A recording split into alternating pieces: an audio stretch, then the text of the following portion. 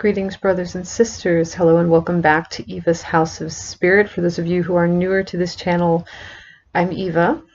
And for this video, I thought I would do something that was requested just a little bit ago.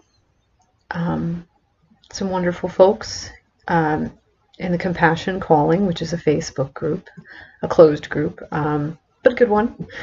And particularly Chris Hoyle asked me to kind of show and tell the Sibyls Oraculum, which is a deck that I recently acquired. I say recently, kind of a little loosely. It's been a few months, but let me show you the box. This is the box, the Sibyls Oraculum, the Oracle of the Black Doves of Africa. And this was created by Tayana Lee McKiller. Let me make sure I said that right. Yes, Tayana Lee McKiller. And the artwork is by Caitlin V. Foisey. It has a 44 card deck and book. It's actually a kind of thin box, so you almost can't believe that there's a deck in there, but there is. And this, it retails for $19.99 US money. And if you live in Canada, it's like $24.99 Canadian. So it has a little Velcro closure. And the book, nice little book, decent size. Believe it or not, the cards actually were in this skinny little box with the book. It doesn't seem like they would fit, but really they were there. And before I even show you the cards, just to give you an idea of the whole concept of like, what's the deal with the black doves, this oracle, you know, what's the deal with that? I just want to read you a little excerpt from the back, like 2 paragraphs off the back of the box, just to kind of give you an idea. It says, the Oracle of the Black Doves is a system of divination inspired by the Libyan Sibyls, the African prophetesses of the classical world. According to the Greek historian Herodotus, 2 black doves flew away from the city of Waset, Thebes, and established the Siwa Oasis Oracle in Libya and the first oracle in Greece at Dodona. Created by tarot reader Tayana Lee McKiller, this contemporary oracle pays homage to the oft-forgotten African founding mothers of the Sibylline traditions. Drawing on both the African and the classical traditions, it features full-color paintings by artist Caitlin V. Foisey, who created the card art in a style reminiscent of the Libyan mosaics popular in the 1st century BCE. In the accompanying guidebook, McKiller details how to consult the oracle, providing in-depth write-ups about the meaning of each of the 44 cards and the symbolic language represented by each card's imagery. Yeah, so the cards, the art on the fronts and the backs, they're presented in these gorgeous mosaic designs. I guess kind of in keeping with, as they said in the little blurb, the Libyan mosaics of antiquity. And while you could use these cards in the particular way that this book and its author suggest that you utilize the oracle, you know, there is a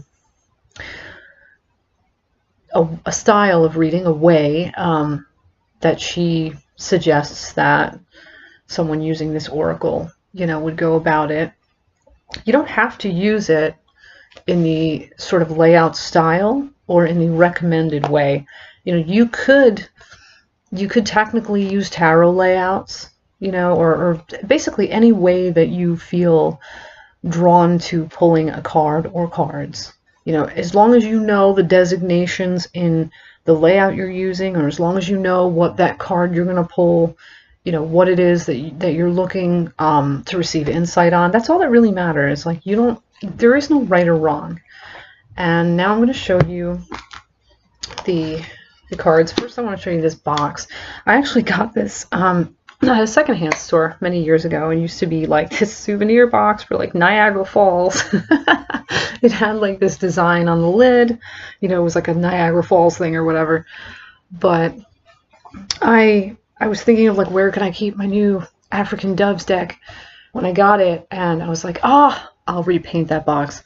So I did it in black, and I kind of speckled it with silver paint and sort of made it look a little like, I guess you could say, aged and speckled. My camera isn't the greatest, but I sort of was looking for like a mystical, like antique look, and I guess I kind of succeeded. And so it almost reminds you of like a starry sky, but there is like a little bit of wear, distressing, I guess you could say, to the box. And on the inner lid, I did this sort of painting that looks a little cloudy. It almost reminds me of like knowledge coming out of the well of the unconscious. And so there are the cards. The designs on the backs, I don't know if my camera does it justice, but you might notice a slight difference in hue to some of the cards where the mosaic around the dove is concerned. Like some of the cards will look different colors. The colors that the cards are featured in are red, blue, copper, and black. And the mosaic art behind the cards, there's like equal portion. I think there's equal portions to the deck that are in each of those colors, and therefore the reason that, or let me start again. Can't speak. They are that way for the reason that the style of reading, the way that the cards are laid out as recommended by the book and the author, require that the backs of the cards show that certain groupings of cards are for different designations within where you're like laying out the cards. You know what I mean? It's hard to explain. If you buy this deck and you read the book, you'll totally understand what I'm talking about. There are, for example, like the red cards are a collection of cards that kind of, they have this certain general designation, and then like the blue cards as well, and then the copper and the black. And there's a certain like order in which you pull them, and this and that and the other thing. But I'm not going to get into that because that doesn't really so much work if you don't have a deck that has, I guess, delineations of colors. And, you know, but anyway, so on the backs of the decks, there's this beautiful mosaic design that, with the exception of the color of the mosaic around the dove being a little different for, you know, the different groups of cards, it's pretty much the same oops, that one's upside down. The same dove design. As for the fronts of the cards, there are these beautiful mosaic designs.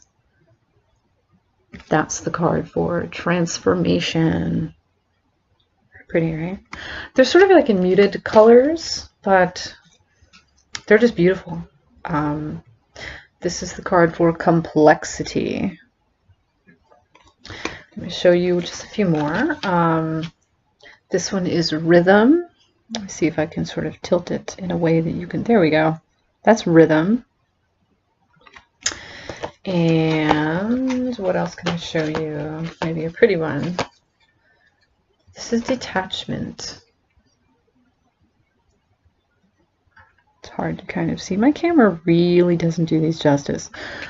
Really doesn't do these justice. It's really unfortunate. But yeah, they're spectacular cards though. I love the idea of, you know, the mosaics on the cards. And I love that the images are abstract enough that it's sort of like reading tarot cards. You know, different parts of the image will speak to you in different ways. You know, you will sort of get different feelings because different, even if you've laid out the same cards for different people, different parts of the image for different people at different times will sort of get your attention and make you feel a certain way. You know, but at the same time, having the cards titled with different keywords. For example, this one is desire. It's hard to, let me see if I can like tilt it a little bit so you can see it a little better. That one is desire. Okay. As you're scrying into the card, at least having that overall keyword sort of gives you the sense of what you're sensing has to do with desire in some way, shape, or form, and then the image will sort of fill you in, you know, in a psychic or intuitive or, you know, a deeper sense. You know, you will sort of get a feeling or an impression that will sort of fill in the rest of the blanks. I think this deck is quite beautiful. Let me just show you one more card. This is Disguise. That's Disguise. I really wish my camera had better resolution. My camera is not the greatest. But, yeah, these are really beautiful cards. There's something about them that almost seem to call to the core of the soul. And I love that. And that's why when I saw the Oracle of the Black Doves of Africa, during one of those times that I was looking at tarot decks at the bookstore and telling myself, no, you don't need any more tarot decks. You have plenty of tarot decks. For some reason, I saw this deck. It's not a tarot deck, but, you know, I saw this Oracle deck and I was like, this one I need to take home. I just felt like I was drawn to it. And I believe that, you know, what we're drawn to for a reason. So anyway, I hope you enjoyed this little tour of the Sibyls Oraculum, the Oracle of the Black Doves of Africa. Just a side note too, don't feel shy about reading with this deck because of what some people try to drum into other people. Some people say, well, if it's not your cultural background, you can't do it. That's not true. If you have a respectful affinity for something, if you are drawn to learn something, there is no problem with you learning it. You don't have to be African per se, you know, to read with the Sibyls Oraculum. You just have to have the drive, the desire, you know, the call to do it. And besides, I believe, as far as I know from watching like documentaries, and you know, there's reason to believe that all people began in Africa anyway. So far enough back, we've all got the same roots, you know. But even if it was something else, let's say you're not Teutonic or Germanic in origin, and you wanted to I can't talk, and you wanted to read the runes. There's nothing wrong with that, you know. If you're not Celtic and you want to read the Ogam, there's nothing wrong with that. Just like different magical styles, don't let anyone ever tell you like it's about the physical, because that's a lie, okay? That aside, it's a beautiful deck. I love it, and I wanted to show it because I was asked by the wonderful folks in the Compassion Calling to show this deck. So I hope that you've found this enjoyable. You don't have to have it, but it is nice to have. And with that, I'm going to wish you all blessed be in Ashe. And until our next exchange, until next time, you all stay awesome. And bye-bye for now.